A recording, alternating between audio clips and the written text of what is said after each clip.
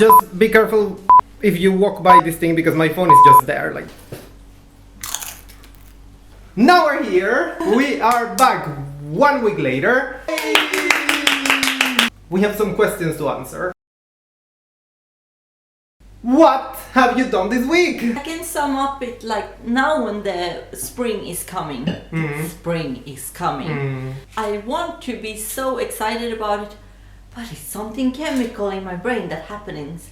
I get so tired. A small nap could be good. So I've been very tired and struggling that it is really weird headache every spring. That it hurts and it hurts when I press. It really hurts. Not bihåleinflammation, it's something else. Can you Google why I have headache on spring? And hurts when pressing. Then press hard. Does it hurt? Well, anywhere in your body hurts if you press hard. I think your doctor's appointment would be like, doctor, it really hurts when I press. And he's gonna be like, then stop pressing. I get seasonal allergies, so it started now and I can feel like everything happening. And it's not that thing that is happening.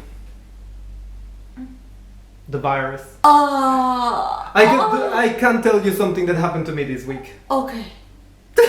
I was riding a bus. What? I was just sitting there and there was people naturally also inside there. And then suddenly it was like a boom. Like a big boom. Explosion. Yes. I just closed my eyes and I was like, okay, this is it. Because I was really thinking it was also like the gas tank or something. When we get to the next stop, a bunch of people go out, including myself. So we go out and then I go to the back of the bus and I see that the whole wheel is actually missing. It's like, it completely went destroyed. And of course, like there were people inside and children and people started like, oh my God, what is happening? Yeah. The driver didn't even notice, even if people were freaking out inside. But like the most Swedish thing ever there is that nobody even cared to tell to the bus driver. Like everybody just went out and they saw the tire and everybody just kept going in their way. So in the end, like there was people waiting to get in the bus, so they got in the bus and then I went in the end. I stood also in line and in the end I went there and I told the bus driver like, you know that your tire is missing now. But why do people do that? I know. I ask you this time. All right. What I have seen is I finally went to a museum! I've been talking a lot about museums in the last videos.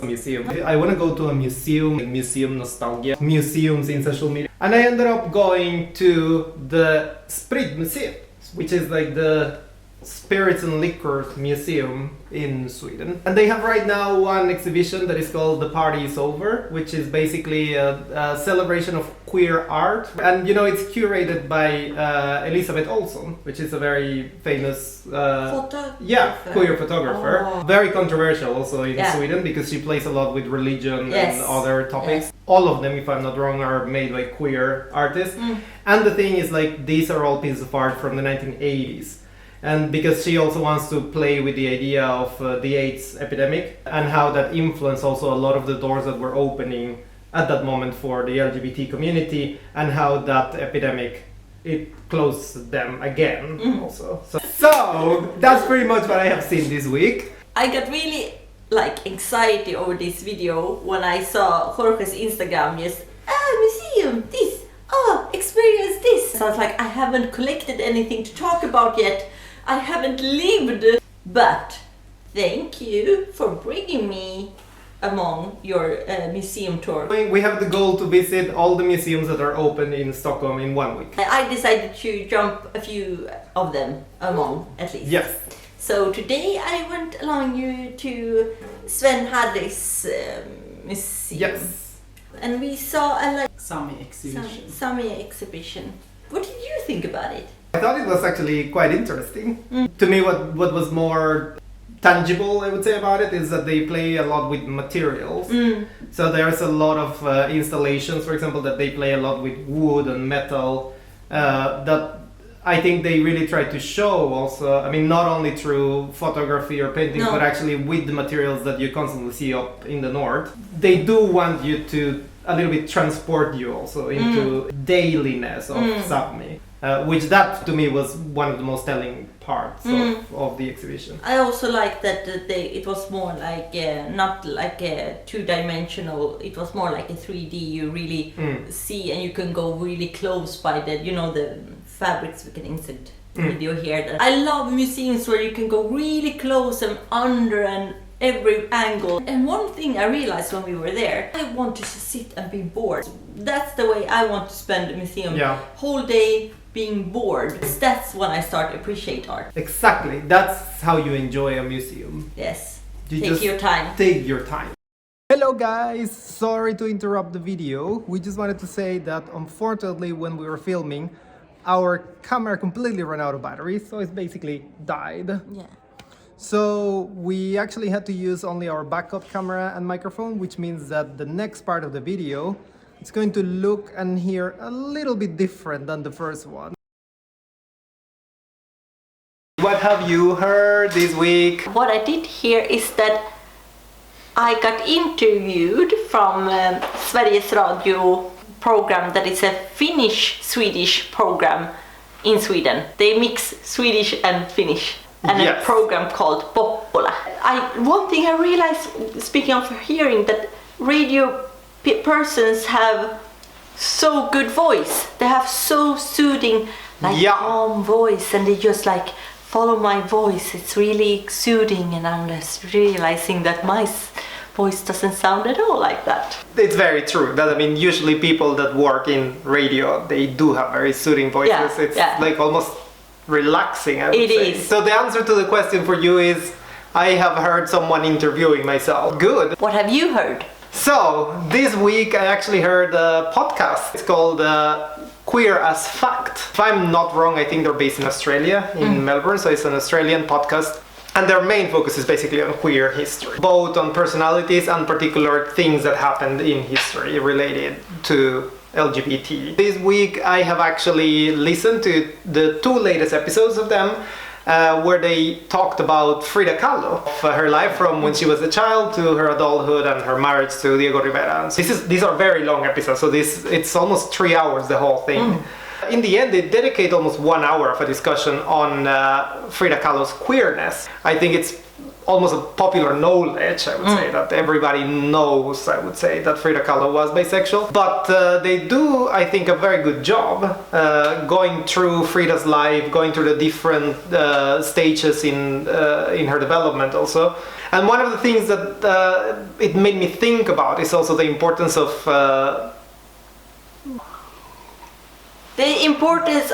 hearing history of queer voices. Yes!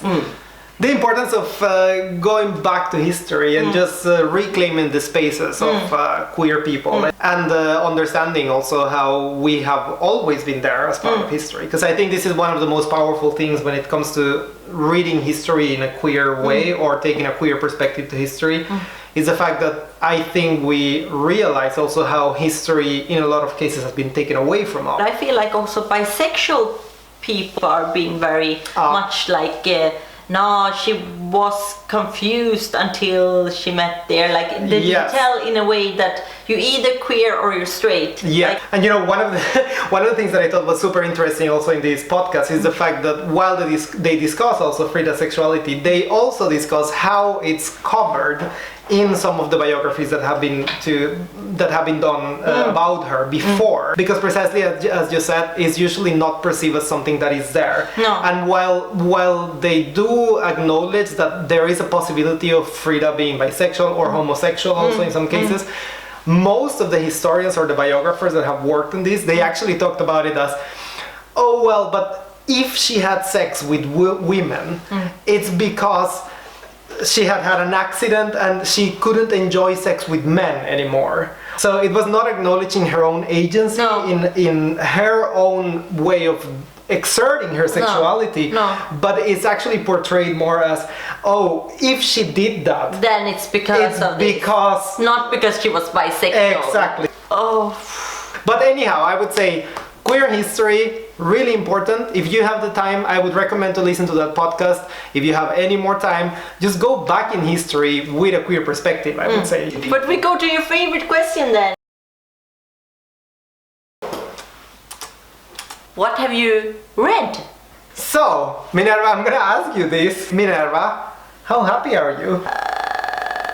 What is happiness? If you would have to say, generally speaking, from a scale to 1 to 10, how happy are you? 7, 7.5. Good. I will have to say that makes you very Swedish. Lagom. Second question. Would you say then, generally, that you're happier than a German? If I think Germans in an Oktoberfest, well, definitely not. Definitely not. Like, I really love Germany. Yeah. And to me, it seems like a very happy place. The reason why I'm asking these questions is because what I read this week is the World's Happiness Index, or the World's Happiness Report.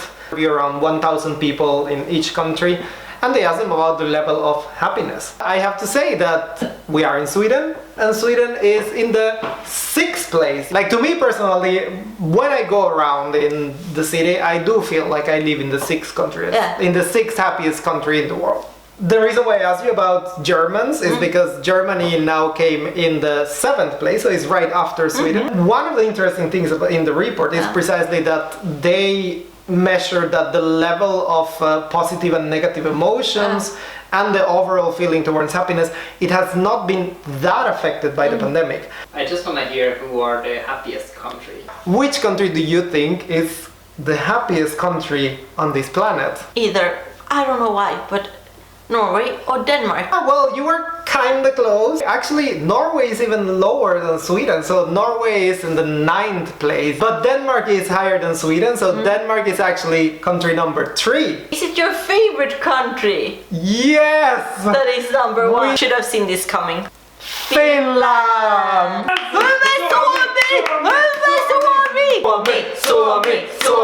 Is it surprising to anybody? No! You have lived in Finland, by the way. I was happier than... Happier than ever. But I mean, my experience with Finland, it has never been living there. I have just been there like a million times.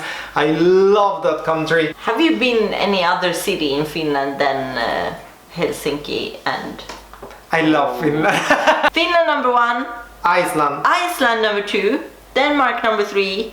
Switzerland number 4, and Netherlands number 5. That's the answer to what I read this week. What have you read this week? I really have a period now that I'm really into more like self-development books. Yeah, they call them self-help. And this book is more like a biography that is called Jag kan ha fel. I could be wrong. I could be wrong. Yeah. By a Swedish dude that just... He was a successful and had everything planned for him when he was really young. Felt that something is missing, so he went to Thailand to become a monk for 17 years. And it sounds like, somehow it sounds pretty cliche when you hear about it. Some Western guy going to find themselves and go to a cloister and so on. But this is really humble and beautiful story. Like you can hear from the title, Jag kan ha fel. Oh. I could be wrong. And that pretty much says everything about the book, that just to have a humble attitude. He's just sharing his insights that he have got during his time as a monk. So it's basically just a comfortable thing to read. It's a comfortable thing to read and just makes you realize how much you let other circumstances control what you're feeling instead of feeling what you want to feel. What you want to feel. Yes. Would you recommend it to me? Yes, I would. Do I need to chill? We are done. Like and subscribe and click that bell.